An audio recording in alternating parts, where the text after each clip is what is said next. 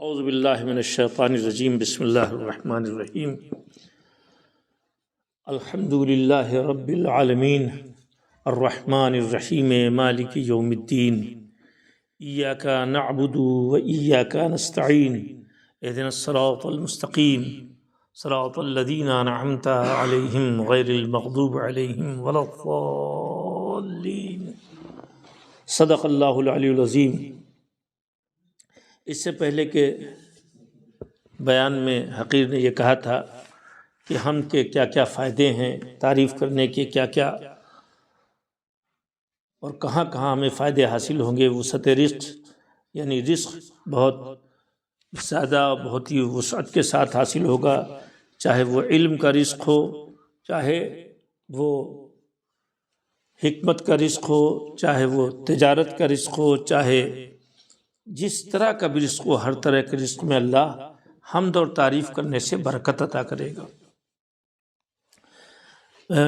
حمد کے سلسلے میں صحیفہ سجادیہ میں جو مولا کائنات آقا و مولا امام زین العابدین علیہ السلام نے جو صلی علی محمد و آل محمد، اس میں یہ عرض کرنا چاہتا ہوں کہ مولا فرماتے ہیں کہ سب تعریفیں تیرے ہی لیے ہیں، اس لیے کہ تو نے اپنی ذات کو ہمیں پہچنوایا ہے۔ یعنی اگر تو نہ ہوتا، اگر تو ہمیں نہ پہچنواتا تو ہم ذرہ برابر تیری طرف متوجہ نہ ہوتے۔ تو نے ہمارے دل، ہمارے دماغ میں اپنا عرفان ڈالا، تو مولا فرماتے ہیں تو نے پہچنوایا اور حمد و شکر کرنے کا طریقہ بتایا، کس طرح تیری تعریف ہونا چاہیے، کس طرح سے تیرا شکرانہ ادا کرنا چاہیے، اپنے کس طرح تو پروردگاری کرتا ہے، یعنی کیسے تو ربوبیت، کس طرح سے تو پرورش کرتا ہے، یہ سب تو نے ہمیں بتایا ہے اور سارے دریچے تو نے حمد کے کھول دیے ہیں۔ توحید میں کس طرح سے تنزیہ اور اخلاص کی طرف ہماری رہنمائی کی ہے، یعنی اللہ کو ہر تمام طرح کے نقائص اور تمام طرح کے عیب سے پاک سمجھنا، اسے تنزیہ کہتے ہیں۔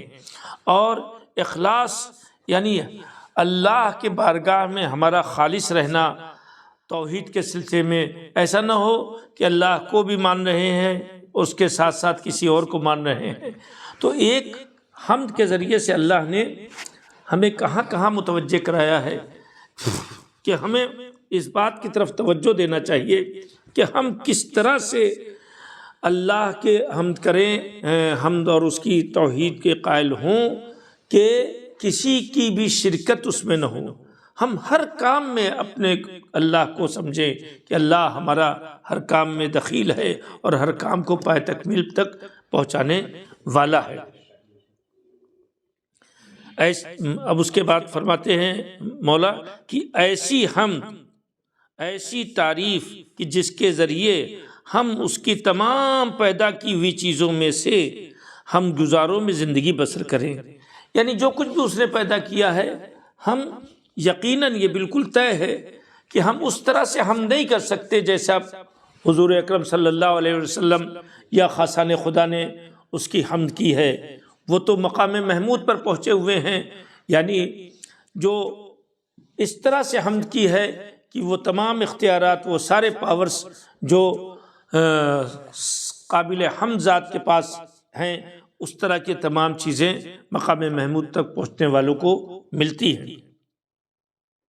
تو ہم اس منزل تک نہیں پہنچ سکتے، ہم تو صرف مولا نے بتایا کہ حمد کرنے والا کیسا ہونا چاہیے۔ حمد کرنے والا، تعریف کرنے والا کوشش کرے کہ اس قدر ہم اللہ کی دن و رات ستائش میں اس کی ہر جس چیز کو دیکھیں اور اس کے بعد اس کی حمد کریں، کھلے ہوئے پھولوں کو دیکھیں یا اپنے اندر سکون کا احساس کریں، ہر وقت تعریف کرتے رہیں اور اس تعریف کا فائدہ اس حیثیت سے لیتے رہیں کہ وہ ہمارے ہر چیزوں میں اضافہ کرے گا اور ہمیں برزخ سے محفوظ رکھے گا، جو ہم اس سے پہلے بتا چکے ہیں۔ اور ساتھ ساتھ یہ حمد کر کے ہم گویا کوشش کریں کہ ہم دنیا میں ان لوگوں کی طرح ہوں جو اس کی حمد کرنے والے، یعنی اس کی تعریف کرنے والے، اس کی ستائش کرنے والے لوگ ہیں، ان کی صف میں کم از کم ہم پہنچ جائیں، ورنہ حق مدح تو ہم سے ادا نہیں ہو سکتا ہے۔ اور اس کی خوشنودی و بخشش کی طرف بڑھنے والوں سے سبقت لے جائیں، ایسی ہم جس کے ذریعے سے، ایسی تعریف جس کے ذریعے سے ہمارے لیے برزخ کی تاریکیاں چھٹ جائیں۔ یعنی مولا کے اس قول کے مطابق اگر برزخ کے اندھیروں کو مٹانا چاہتے ہیں تو اللہ کی حمد کیجئے، اللہ کی تعریف کیجئے۔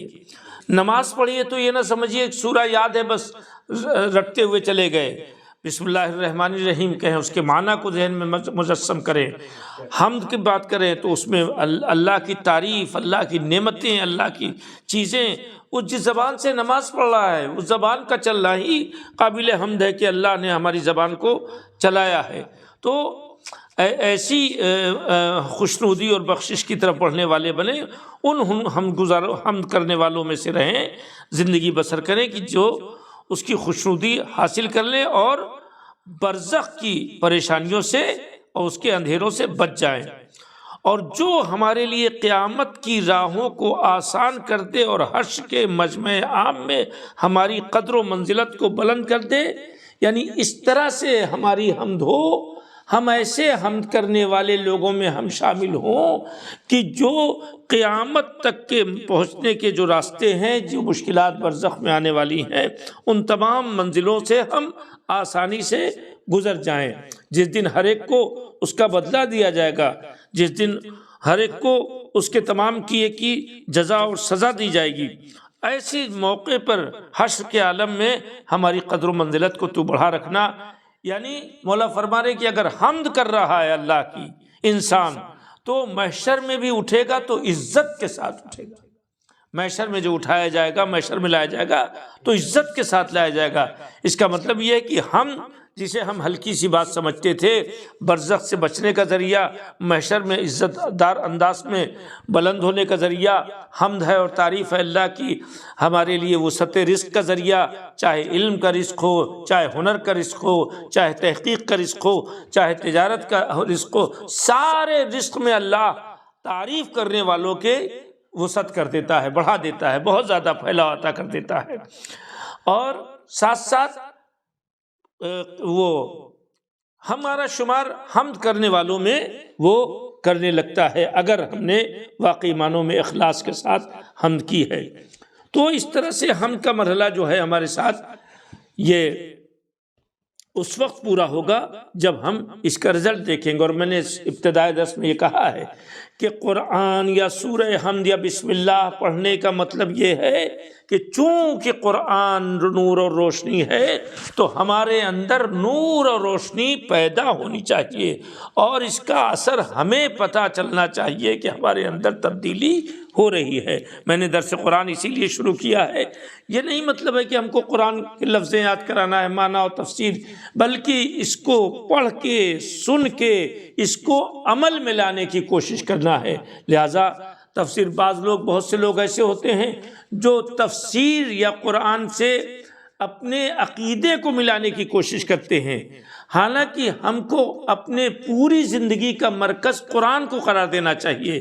یعنی جس طرح قرآن نے عقیدہ معین کیا ہے، ہمارا عقیدہ اس طرح ہونا چاہیے جس طرح سے قرآن نے، اسی کی قرآن کے اندر سب موجود ہے، جس طرح قرآن نے ہمیں بتایا اور سجھایا ہے اس انداز سے ہم کو اپنے تمام اعمال کو برتنا چاہیے۔ نہ یہ کہ ہم کام پہلے کر لیں، عقیدہ اپنا ذہن میں پہلے بنا لیں اور اس کے بعد پھر ہم قرآن کی طرف رجوع کریں کہ دیکھیں قرآن میں کیا لکھا ہے۔ تو ہم کے بے پناہ فائدے ہیں۔ ایسی ہم اب فرماتے ہیں امام سید سجاد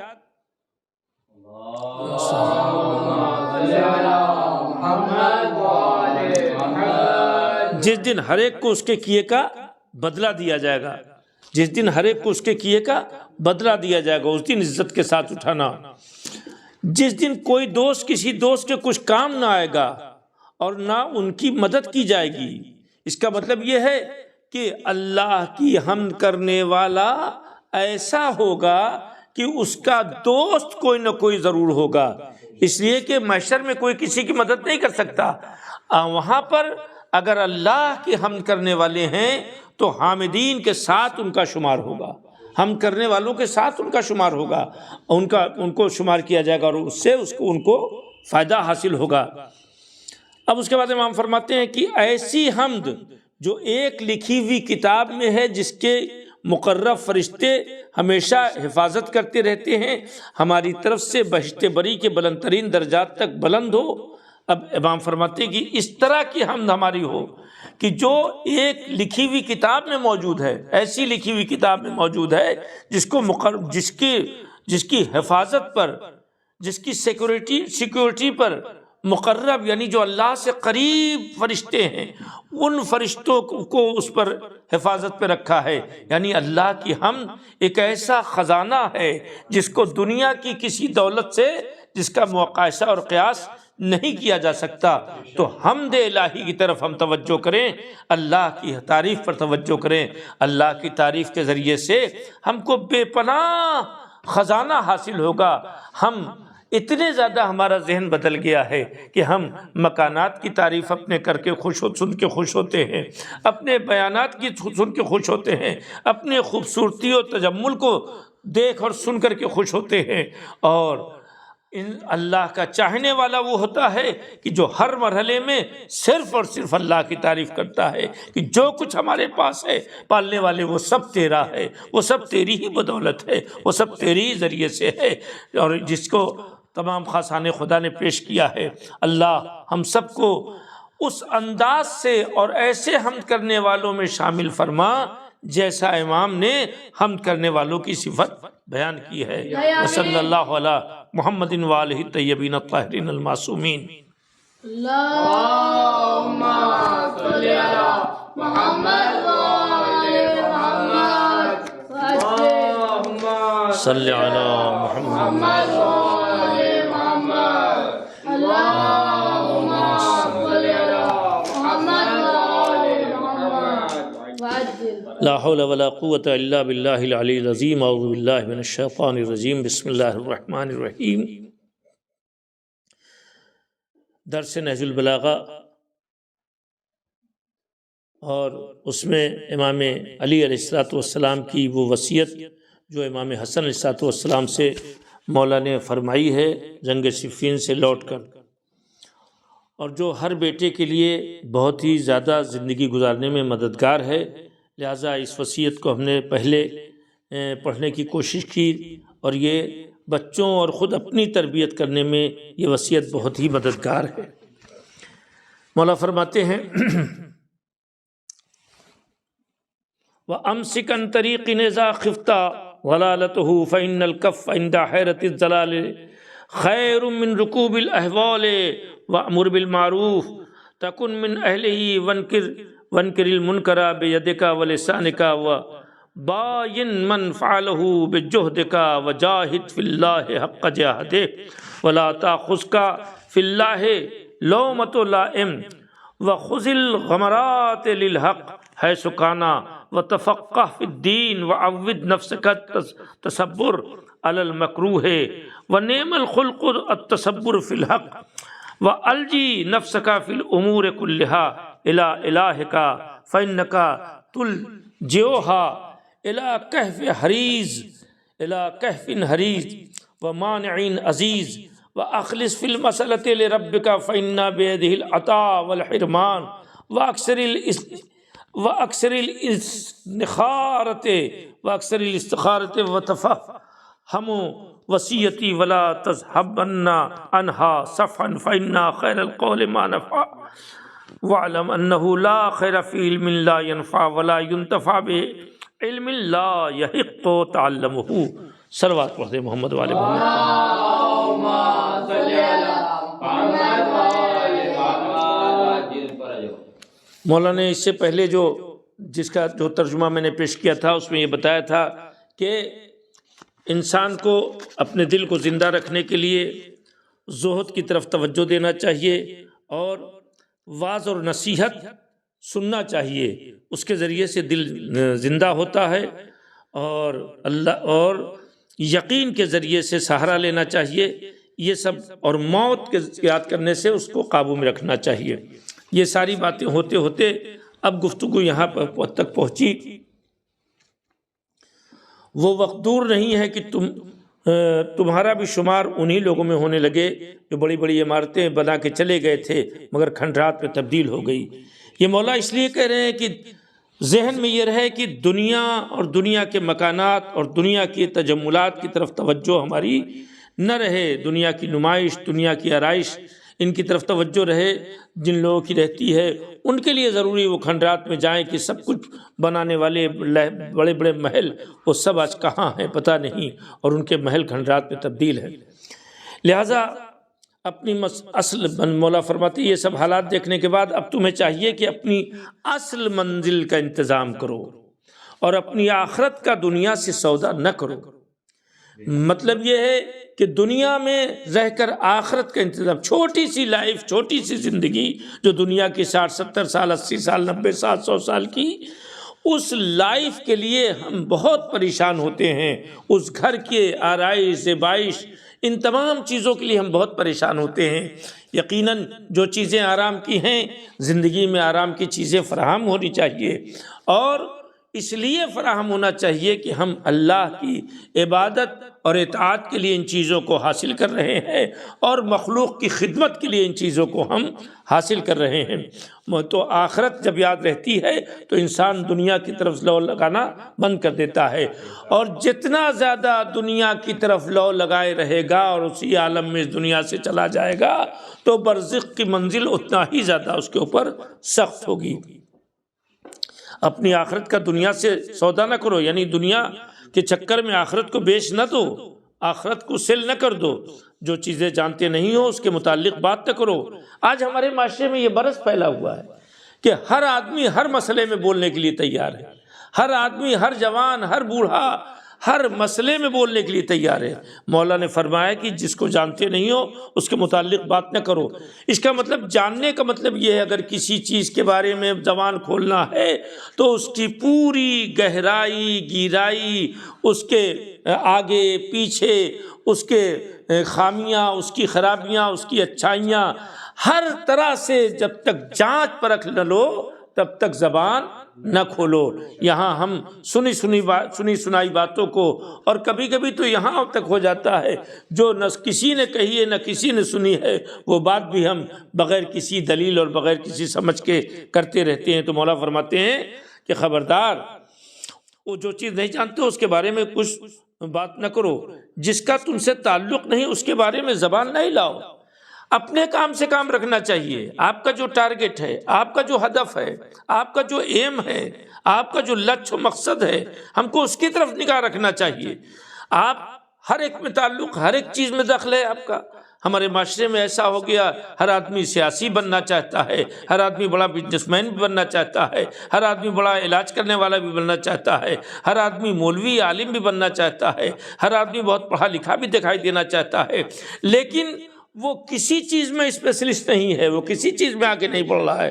تو امام فرماتے ہیں جس چیز کا تم سے تعلق نہیں تم اس پر نہ لگو، بلکہ جس سے تم سے ریلیشن شپ ہے، جو تمہارے راستے میں کام آ رہا ہے اسی کے بارے میں تم کام کرو۔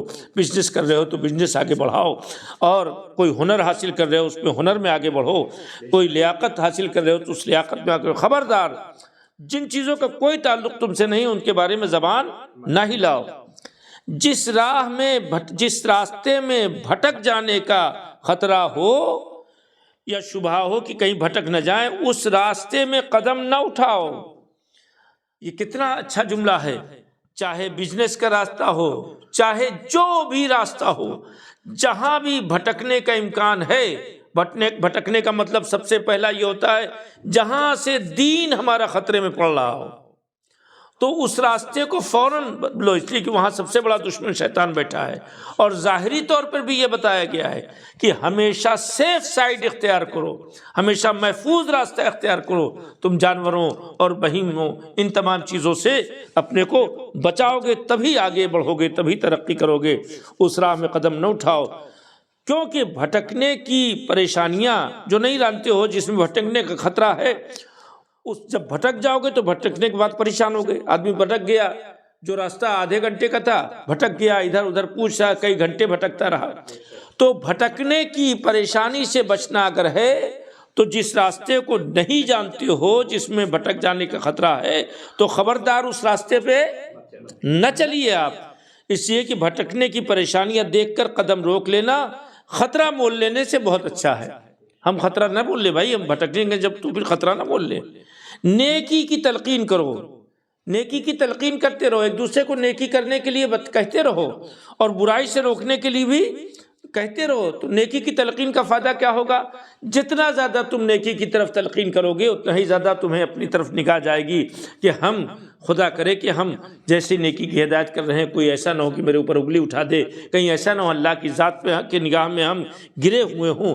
لہٰذا نیکی کی تلقین کا فائدہ ایک ہی ہوتا ہے کہ جو جتنا نیکی کی تلقین کرتا رہے گا اتنا ہی زیادہ وہ خود بھی برائیوں سے بچتا رہے گا۔ یہی مولا فرماتے ہیں نیکی کی تلقین کرتے رہو، لیکن نیکی کی ہدایت کرتے رہو، بتاتے رہو نیکی اور اچھائیاں، تاکہ خود بھی اہل خیر میں محسوب ہو، یعنی تاکہ تمہارا بھی نیکی کرنے والوں میں شمار ہو۔ یعنی اگر تم چاہتے ہو کہ نیکی کرنے والوں میں شمار ہو تو نیکی کی ہدایت کرتے رہو۔ جب ہدایت کرو گے تو خود کو ٹھیک رکھو گے، جب ٹھیک رکھو گے تو خود بخود اہل خیر کے ساتھ تمہارا شمار کیا جائے گا۔ ہاتھ اور زبان کے ذریعے برائی کو روکتے رہو، اپنے ہاتھ سے بھی روکو برائی، اپنے زبان سے بھی روکو برائی۔ ہاتھ میں بھی بڑی وسعت ہے، جہاں آدمی نہیں مان رہا ہے اور آپ کے پاس پاور ہے تو سختی سے روکیے۔ اسی کی برائی کو سختی سے روکنا ضروری ہے۔ بہت سے لوگ، حکومت اسلامی اگر قائم ہو جاتی ہے تو اس میں سزا اور جزا، سزا کا مرحلہ جب ہوتا ہے کہ اگر چوری کیا ہے تو سزا دی جائے گی، یہ ساری چیزیں ثابت ہونے کے بعد تو وہ سوچتے ہیں کہ یہ کیسے سزا دینے کا یہاں حق ہے۔ بھائی ہم تو اس کے چوری کی سزا دے سکتے ہیں، مگر چوری کے لیے جو ارادہ اس نے خراب بنایا ہے اس ارادے کی سزا تو اللہ کیا ملے گی۔ تو یہاں بھی زبان کے ذریعے سے اور ہاتھوں کے ذریعے سے برائی کو روکتے رہو، جہاں تک ہو سکے غلط لوگوں سے، برے لوگوں سے الگ رہو۔ جب غلط لوگوں سے الگ رہو گے تو خود بخود اچھائیاں تمہارے قریب آتی رہیں گی۔ ہمارے درمیان اب فخر اور شان بن گیا ہے کہ شان کی بات سمجھی جانے لگی ہے کہ میں غلط لوگوں کے ساتھ بیٹھ رہا ہوں، بہت بڑا آدمی ہے، شرابی ہے، اس کے ساتھ بیٹھ رہے ہیں۔ تو ایسی صورت میں ہمیں برے لوگوں سے، چاہے جہاں کہیں برائی ہوتی دیکھ رہے ہو اس سے دور ہو جاؤ، اور اس کے اگینسٹ، اس کے خلاف تم اٹھو، اور اٹھ کر کے جتنی بھی طاقت ہے اس طاقت سے روکو۔